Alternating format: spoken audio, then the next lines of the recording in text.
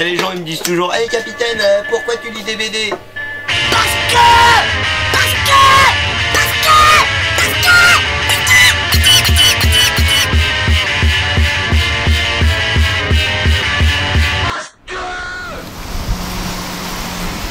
Tu n'aimes les voyages? Tu n'aimes l'aventure? Tu n'aimes la grande littérature qui t'emmène loin? Eh ben tu n'aimeras Errance en mer Rouge. Alors je vous explique un petit peu le topo de ce magnifique bouquin qui a été écrit par Joël Alessandra, qu'on connaît pas forcément.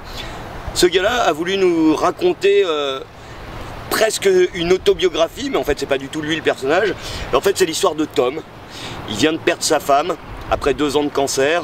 Elle s'est éteinte au fin fond d'un petit hôpital de la Cambrousse française. Lui, il est professeur d'art plastique, dessin si vous préférez. Et il va demander sa mutation pour un pays d'outre-mer, ou en tout cas un pays éloigné. Et notre personnage principal, Tom, va se retrouver là-bas dans un petit bled de Djibouti, où dans un premier temps, il va juste prendre le temps de faire le point.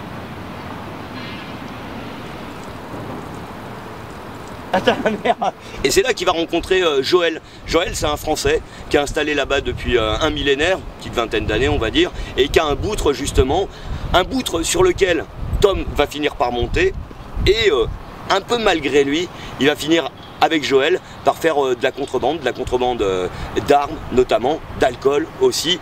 Et Tom, lui, il est prof de dessin, je vous rappelle, à l'origine, et il va sentir le souffle de l'aventure. Il va rencontrer aussi la littérature de Henri de Monfray, et il va complètement s'immerger dans cette culture qui va finir par devenir sienne et qui va plus vouloir jamais quitter, puisqu'il reviendra jamais en France. Est-ce que ça nous parle? La Somalie, c'est une terre de brigands, c'est une terre de truands, c'est une terre de pirates. En quoi ça nous parle? Et bien justement, dans ces gens-là, il va trouver toute l'humanité qu'on ne retrouve plus dans le système classique. Et il va vraiment ressentir très profondément ce souffle de l'aventure et plus vouloir jamais le quitter, pour probablement contrebalancer avec la peine immense qu'il a eue à la perte de sa femme, et le vide absolu qu'il a ressenti en lui. Là il retrouve de nouveau...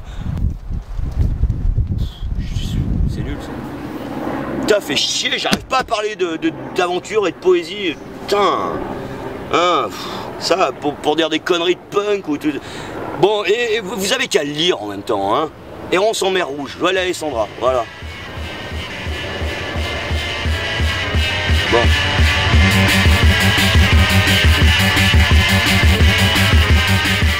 N'ayez jamais peur de la vie, n'ayez jamais peur de l'aventure. Faites confiance au hasard, à la chance, à la destinée.